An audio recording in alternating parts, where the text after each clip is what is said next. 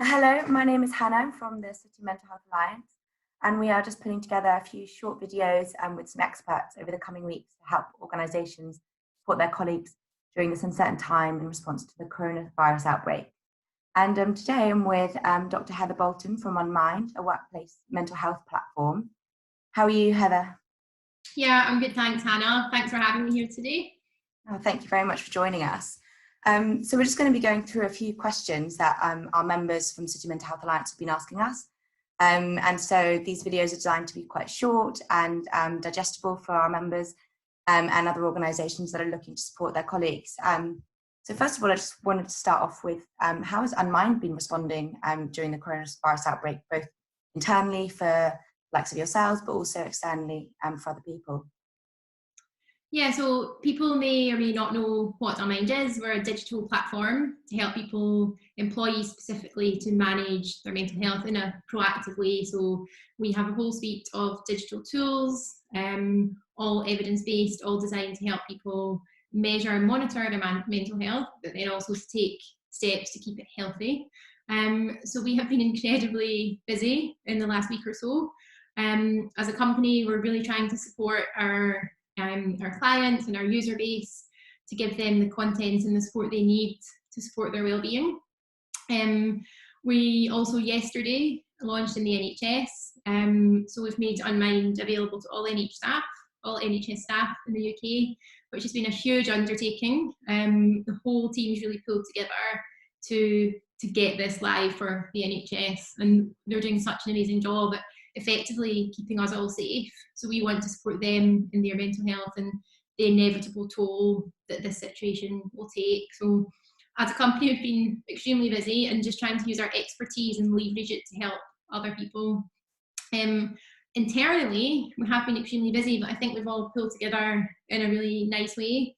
We've had some brilliant leadership right from the top. So our CEO is checking in with us all every day. We've had some great group calls where we've got 40 people on screen all in one sort of giant call, and everyone's really pulling together to support each other in such a nice way and sharing little bits of humour. Someone wrote a song about isolation. It's been really, really nice. So it's been hard work, and it's not over. But I think we, as a company, are kind of pulling together and sort of making the best of the situation and trying to channel this into something to help other companies in the ecosystem. So fingers crossed we do that well. Yeah, and I saw the NHS announcement, and I just think it's fantastic. And I've already sent it on to lots of people that I know that work within the NHS. So yeah, that's an incredible announcement that you guys have made. And I love the sort of everything that you're doing internally as well, and big Skype video calls. And you obviously mentioned leadership, and I think that's incredibly important. It's time to have business leaders help bring everyone together. And I love that phrase of pulling everyone together. I think it's something that's coming out a lot at this time, and that's been a real positive to see that, hasn't it?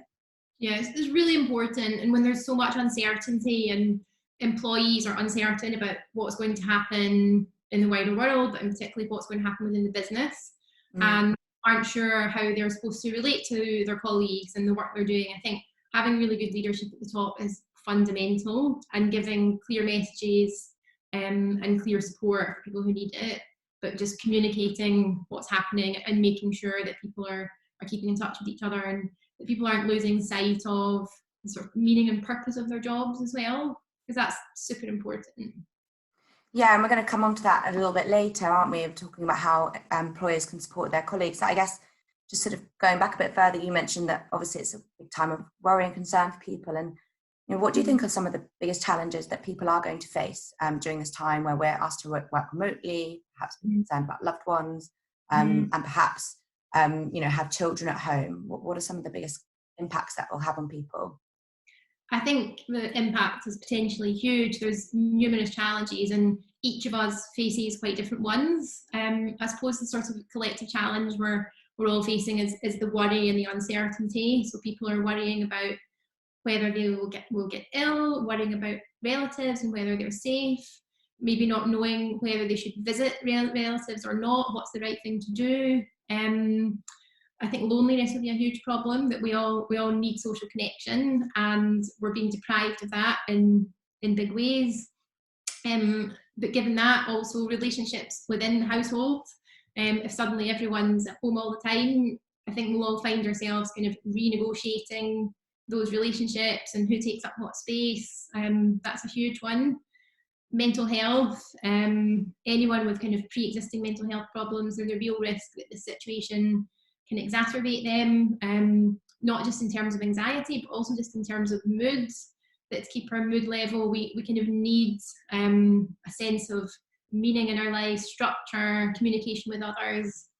So there's a lot of risk factors that are kind of coming together to impact people's mental health.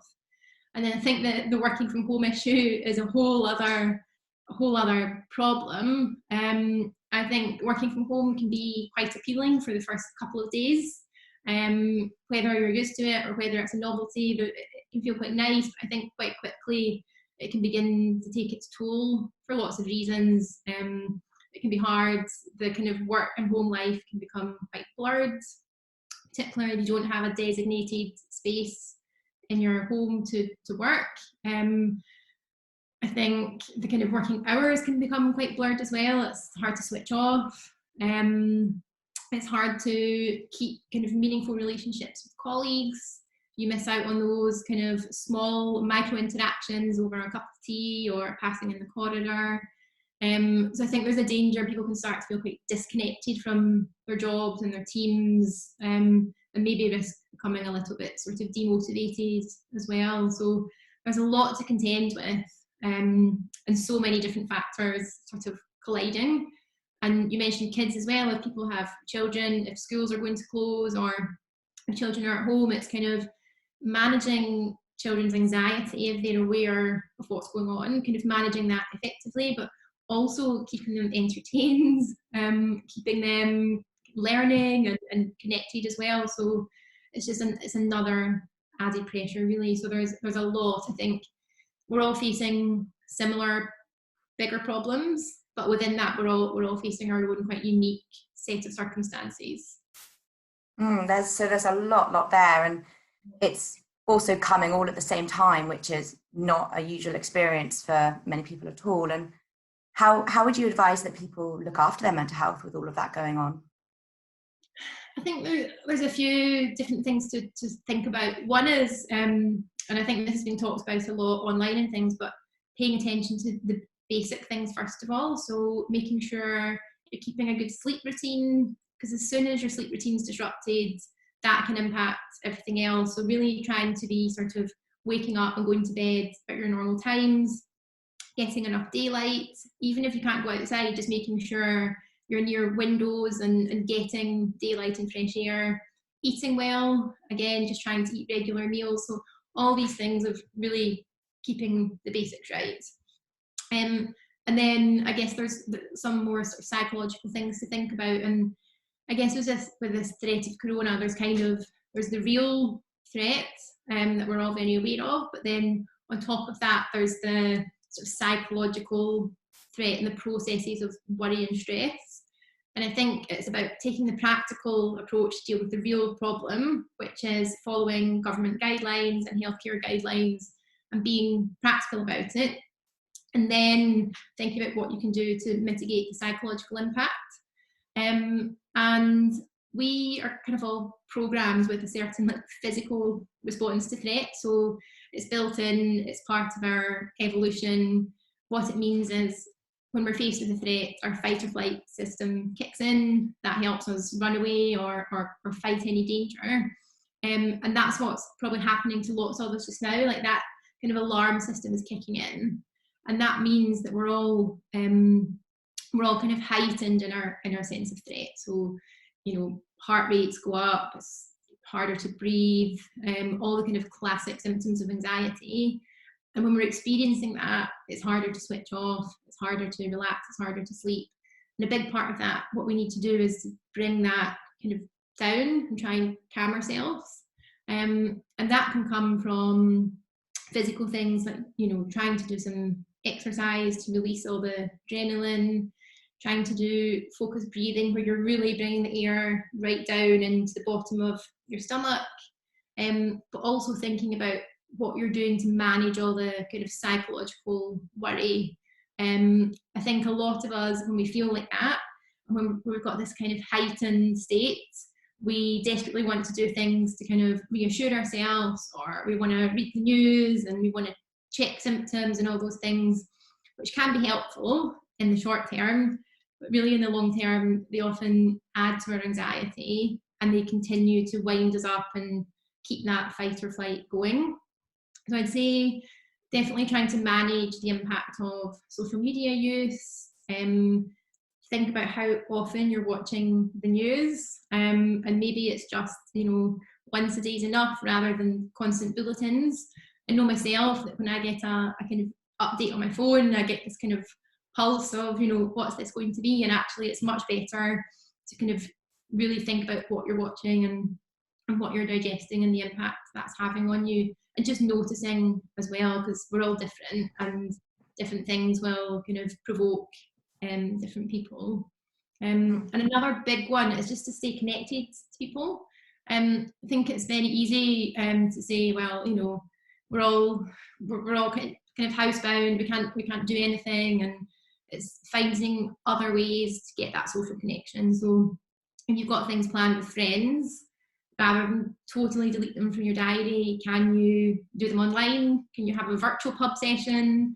Can you virtually watch a film with somebody? So trying to use technology instead. And I definitely say where you can use videos, that's definitely better than phone or text. But staying connected is a huge one. And I think it's fine to sort of take, even if it's people you've not seen for a while, to contact them and say, shall we hang out on video for half an hour and check how they are? Yeah, I think that's staying connected one is going to be a huge thing. I mean, I think on a personal level, I think that's what I'll probably find the hardest is not seeing as many people face to face. And I think, what you mentioned about developing that level of self-awareness, I guess, becoming aware of what impacts us, how do we feel when we read the news, how do we feel when we see something on social media, and also perhaps the positive things, how do we feel after we've done some exercise, does that help us, or how do we feel after we've spoken to somebody via video, and I think we're probably going to start seeing some quite creative ways of managing the situation. I know I've seen some people set up a film night with some friends to watch virtually, and also I'm planning at the moment to have a dinner party with some of my friends via video, so it'll be interesting to see what comes out and how people, I guess, rise to the challenge a little bit.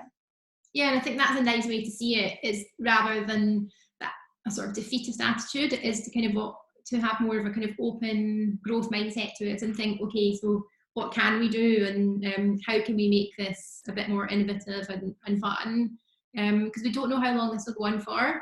So we need to be quite proactive and think about how we can keep these relationships going. One of my friends actually went on a virtual date yesterday. I love that.